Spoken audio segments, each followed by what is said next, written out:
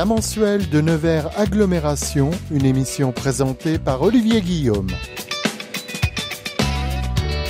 Eh bien, bonne rentrée à toutes et à tous. Nos émissions sont de retour dans une toute nouvelle grille des programmes, dans nos rendez-vous habituels également avec nos partenaires. Aujourd'hui, nous accueillons Monsieur Denis Turiot. Bonjour. Bonjour à tous. Vous êtes maire de la ville de Nevers, président de Nevers Agglomération. Vous êtes également conseiller régional de Bourgogne-Franche-Comté. Alors au moment de l'enregistrement de cette toute première émission, premier chapitre de cette saison 2025-2026, ce lundi 1er septembre, au matin, vous arrivez tout juste des fameuses visites des écoles. C'est assez logique en ces jours de rentrée. Vous allez également poursuivre ces visites, je crois, sur la matinée de mardi. C'est bien ça. D'autres écoles seront donc également visitées ce 2 septembre. Quelle est la situation globalement sur la cité ? Qu'est-ce qui a été engagé sur cette rentrée scolaire 2025 ? Oui, alors effectivement, moi qui n'ai plus d'enfants en âge scolaire, je fais quand même ma rentrée scolaire. Et c'est avec plaisir de retrouver les enseignants, les enfants, les parents aussi, et de constater pour la part de la ville, je rappelle que la ville s'implique dans les écoles dont elle est propriétaire et donc dans les travaux qu'elle doit mener. Donc le département, pardonnez-moi, ouais. Le département sur les collèges et puis la région sur les lycées. Exactement. Et nous sur les écoles maternelles et élémentaires. Plus les crèches, puisque je fais aussi depuis quelques années une rentrée dans une crèche pour accueillir les petits. Alors souvent les petits ont commencé fin du mois d'août, un peu plus tôt, mais donc ça me permet de sentir l'ambiance, sentir aussi si les enfants sont motivés, après aux enseignants de le faire, mais je sais qu'ils ont cette capacité. Et puis oui, plus sérieusement, ça me permet de constater les travaux qui ont été faits parce que on essaye d'en faire le maximum pendant les périodes de vacances scolaires et donc l'été est propice à cela. On met de gros moyens pour que les parents et les enfants et les équipes éducatives trouvent des écoles isolées. C'était le cas à l'école de la Chaumière. On a changé aussi tout ce qui était verrière, qui tenait très chaud. L'enseignante me disait qu'elle était obligée de faire classe, notamment au mois de juin, avec les rideaux fermés parce que le soleil donnait. Aujourd'hui, avec les verrières qui rejettent la chaleur, ça sera beaucoup plus facile et beaucoup plus confortable pour l'apprentissage des enfants et aussi l'enseignant.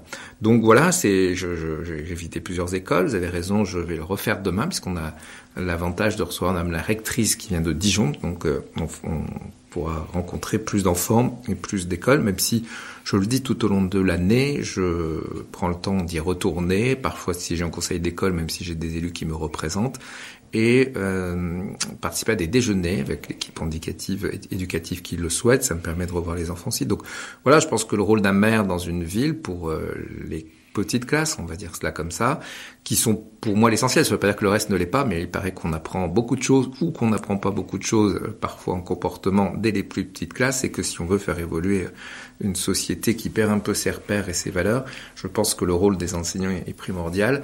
Victor Hugo le disait, l'enseignement, c'est à l'école, l'éducation, c'est à la maison. Je pense que c'est bien de rappeler ça. Qu'est-ce que vous souhaitez finalement adresser comme type de message aux communautés scolaires, aux enfants, aux familles, au personnel aussi encadrant ?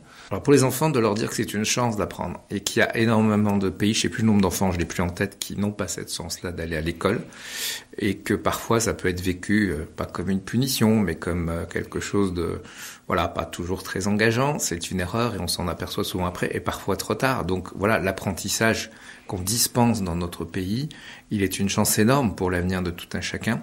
Donc c'est de le prendre comme ça et puis c'est de l'apprendre aussi, c'est d'apprendre et d'avoir cette curiosité d'apprendre tous les jours, même à mon âge et aux autres. Moi, quand j'ai appris quelque chose la journée, j'en suis ravi et on apprend tout au long de la vie. Exactement. Mais là, on apprend de façon structurée, on apprend de façon graduée et donc je voulais féliciter tous les enseignants, quel que soit le niveau, parce que je sais que c'est un métier exigeant, même si on essaie d'avoir, on y arrive, un nombre d'enfants raisonnable dans les classes, parce que je pense que c'est aussi un gage de la qualité de l'apprentissage. Au-delà, des moyens qu'on met, qui sont de permettre de travailler de façon plus confortable, de façon plus numérique aussi, plus moderne, sans que ça remplace évidemment l'enseignant. Et donc voilà, je leur souhaite aussi une bonne année scolaire, de la réussir, parce que faire réussir les élèves, c'est réussir soi-même, je le pense, en tout cas, et c'est un des plus beaux métiers du monde, comme on dit, de transmettre, d'apprendre à l'autre. Et puis il y a toutes les équipes techniques que je n'oublie pas, parce qu'il y a une grande exigence d'hygiène dans les écoles, le service de restauration aussi, et puis ce qu'on appelle la pause médiane, l'aide aux devoirs, que j'ai tenu à mettre en place très vite dans toutes les écoles, parce que tout le monde n'a pas la chance d'avoir des parents, même s'il y a un peu moins de devoirs à la maison, qui soit aient le temps, soit parfois le niveau pour aider. Donc ça essaye de mettre tous les enfants à égalité, même quand ils apprennent chez eux, au-delà des moyens techniques et parfois sur le net, mais tout ne s'apprend pas sur le net. Et puis je pense qu'il y a quelque chose qui s'apprend énormément dans les écoles et qui n'est pas quantifié, c'est la relation sociale, la relation à l'autre, le respect des gens et le respect des biens. Toutes et tous à égalité, vous le dites ainsi. On pense à la dimension inclusive. Nos écoles sont de plus en plus accueillantes. Oui, il y a de gros progrès. D'abord, il y a des nouvelles méthodes et on s'adapte aux mœurs, on s'adapte aux moyens. Aujourd'hui, il y a aussi l'intelligence artificielle, alors peut-être pour les classes un peu plus grandes, qui est à la fois un outil formidable, mais qui est un outil dont il faut garder la maîtrise, parce que c'est pas l'intelligence artificielle qui passera les examens à la place de l'élève. Donc voilà, mais évidemment qu'il faut s'adapter, ça sert à rien d'aller contre le progrès. Par contre, il faut en garder encore une fois la maîtrise. Et puis oui, il y a aussi des nouvelles techniques d'apprentissage. Là, j'ai rencontré des jeunes enseignants dont c'était le premier poste. Je pense qu'ils stressent un peu comme les enfants leur premier jour, mais en même temps qui ont beaucoup d'envie. Et c'est un métier qui est exigeant, qui est pas toujours très bien payé. Je le dis et je le pense, vu les enjeux que cela représente pour nous quand on a été élève et pour la suite.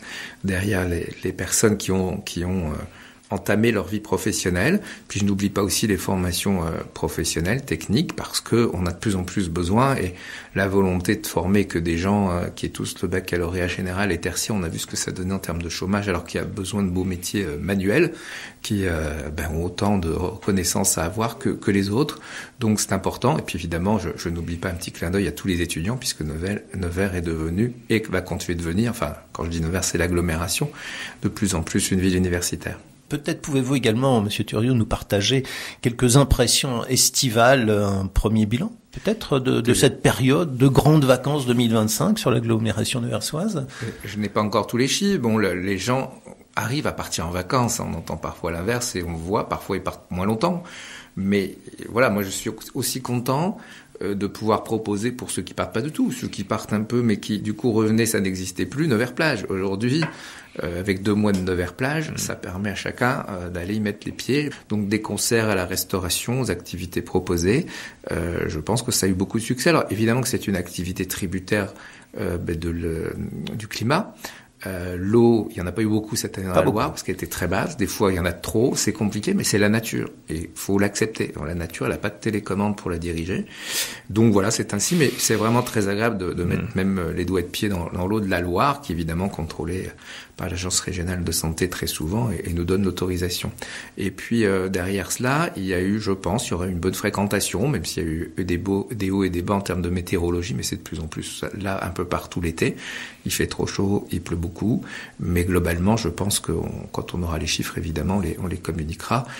Ce qui compte, c'est aussi permettre, après qu'il fasse plus ou moins beau, aussi que les gens aient un endroit pour se retrouver, pour se reposer, qu'on peut emmener aussi avec la coursiplage, gracieusement, je le rappelle, et les activités aussi qui sont proposées de la même façon. Je remercie aussi nos partenaires, puisque vous le savez qu'on développe de plus en plus le mécénat et le sponsoring, et c'est ce qui nous permet aussi de faire ces propositions de façon plus longue, tout en ne rognant pas d'autres. Maire de la ville de Nevers, président de Nevers Agglomération, également conseiller régional de Bourgogne-Franche-Comté, Monsieur Denis Thuriot, est l'invité d'RCF pour ce premier chapitre d'une série qui reprend son cycle habituel sur les ondes locales, les bonnes ondes d'RCF, pour cette première émission de la nouvelle saison, qui commence cette semaine. Vous avez souhaité, Monsieur Thuriot, nous partager quelques informations concernant 2 sujets en particulier.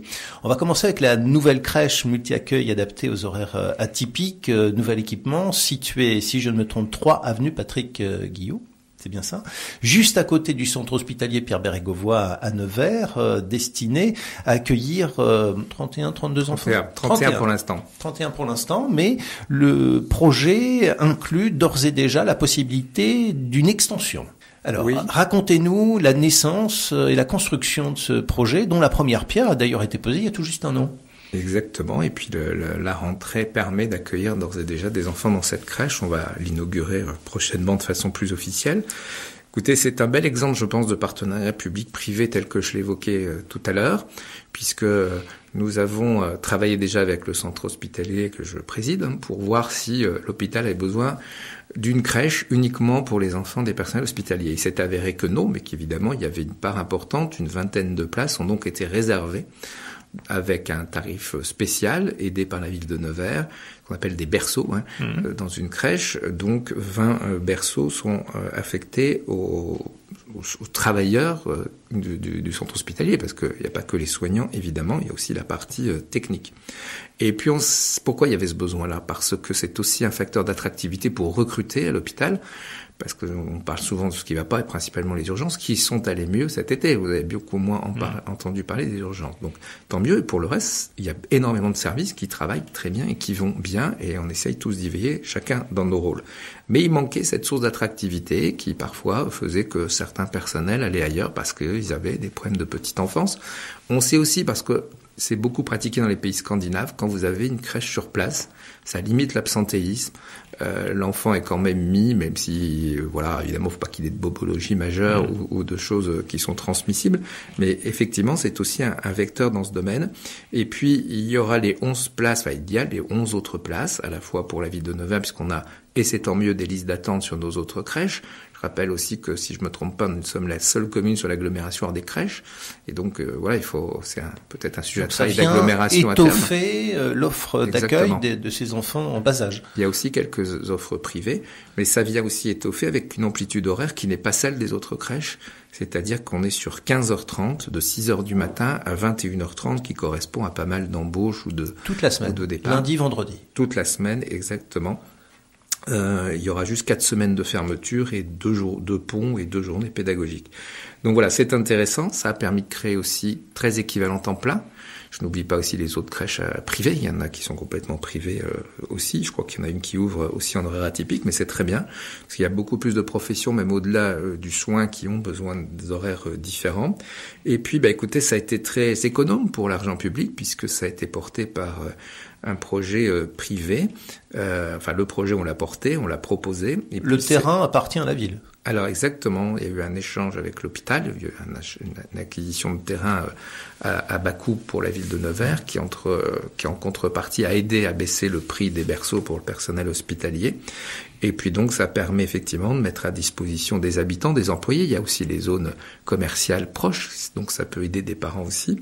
Et donc il y a ces 11 places pour le privé.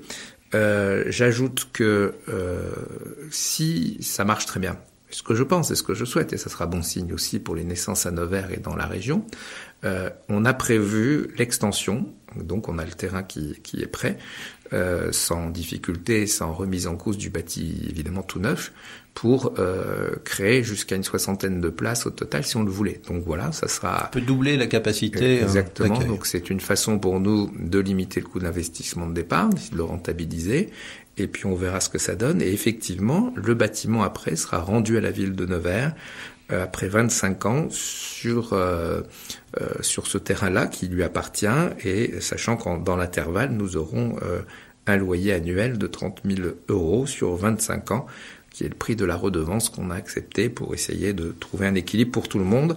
Notre exploitant, celui qui a financé les travaux aussi, il y a 2 sociétés différentes, une foncière et une autre d'exploitation.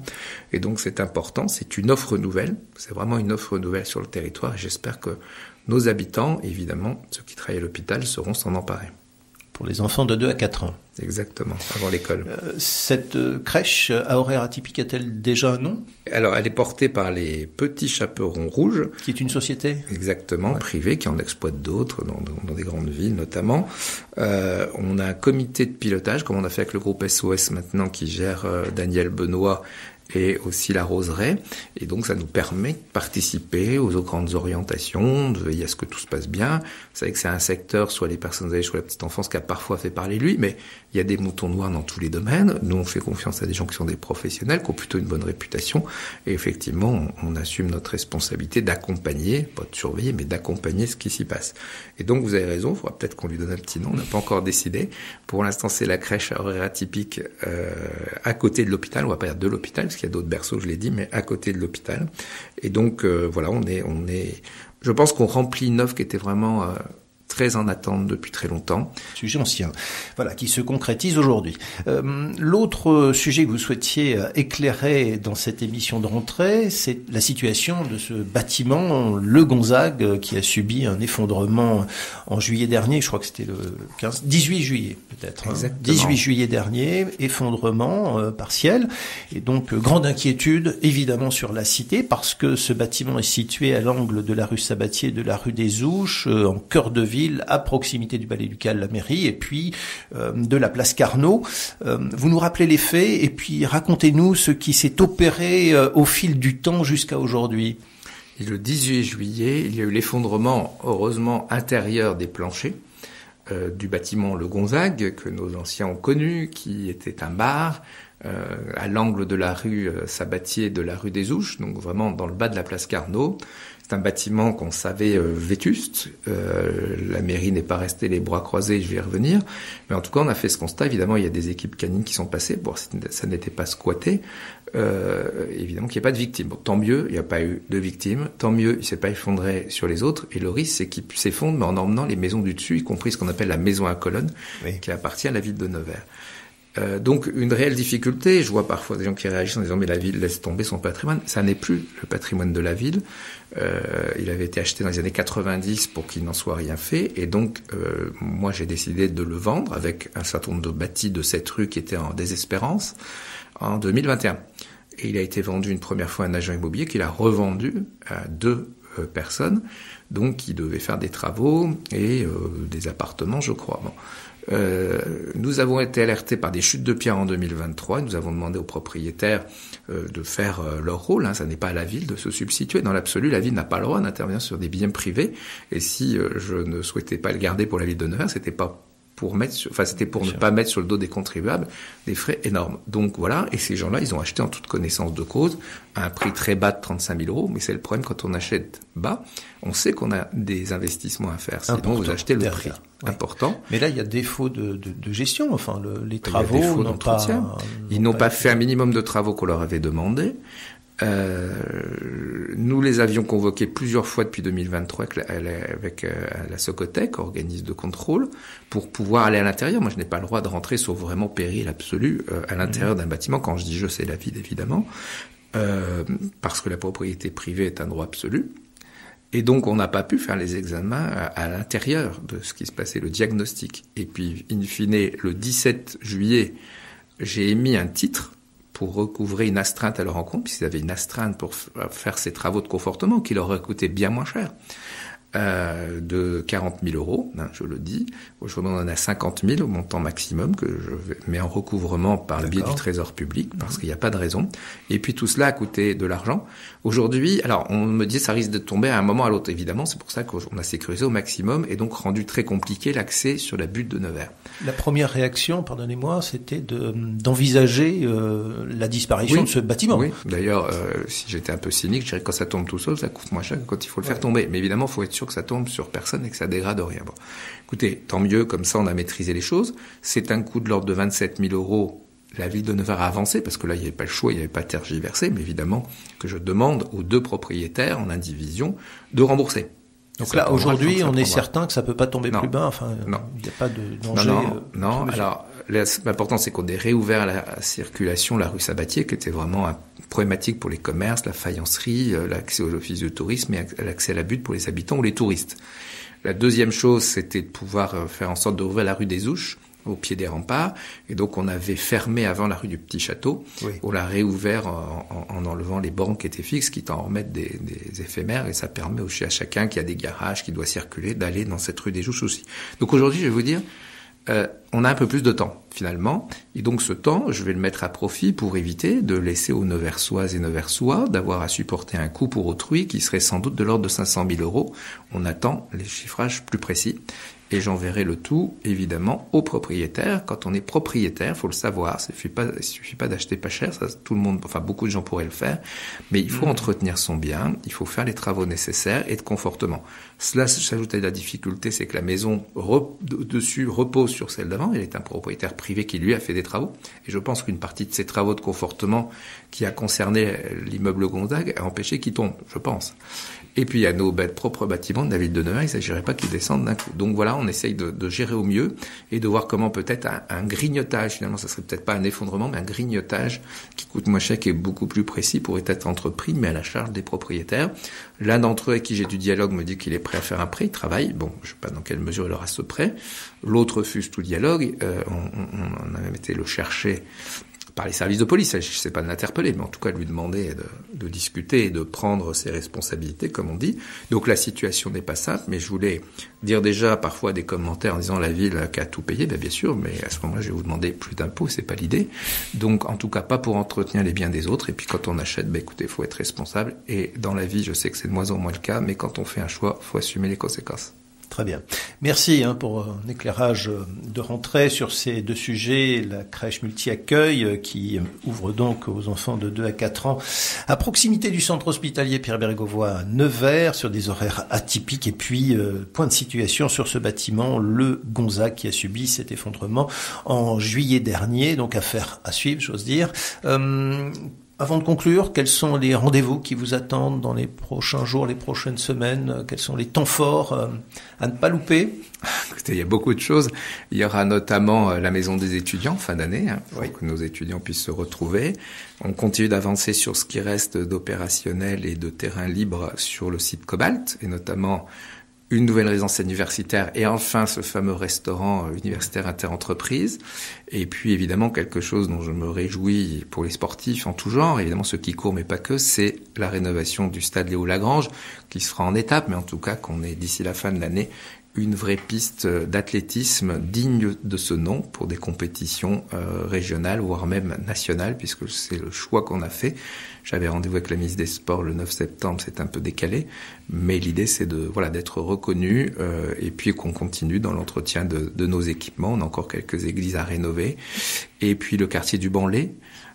J'en reviens puisque c'était mon lieu de passage pour rejoindre votre radio après mes rentrées dans les écoles, et voilà, ce quartier, ça y est, je pense que les gens ont bien compris que c'était pour le bien de changer complètement et l'habitat collectif et toute la circulation, place du village de ce quartier. Bref, je ne suis pas exhaustif aujourd'hui, mais franchement je pense qu'on a encore beaucoup de choses à mener, mais qu'on va se réjouir d'un certain nombre de rénovations qui étaient aussi attendues depuis très longtemps et que on peut aujourd'hui constater dans leur évolution. Et puis tout ne se fait pas, je l'ai dit, en 6 ans, donc c'est normal aussi qu'il y ait des choses qui se terminent en ce moment.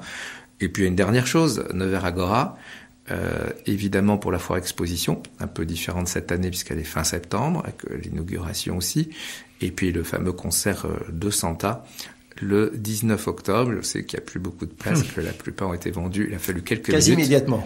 C'est très prometteur pour l'avenir et on travaille déjà aux autres artistes qui pourront tester cette salle. Santa le fera en premier et on sait qu'en général, quand c'est parti. Et puis la présentation de la saison du théâtre, vendredi soir à 19h30 au Petit Théâtre, mais il faut s'inscrire, je crois que c'est déjà plein. Monsieur Denis Thuriot, merci beaucoup. C'est donc la fin de notre émission, premier épisode de la toute nouvelle saison radiophonique 2025-2026 qui aura donc un rythme mensuel. Prochain rendez-vous le mardi 30 septembre 18h45, rediffusion mercredi 1er octobre à 12h30 et puis un programme toujours disponible et gracieusement disponible et en réécoute et en direct à partir du site rcf.fr. Il devrait être question très certainement des études et du monde étudiant sur l'agglomération de Nevers. Bonne rentrée à toutes et tous. Merci beaucoup pour la poursuite de ce partenariat. Bonne journée.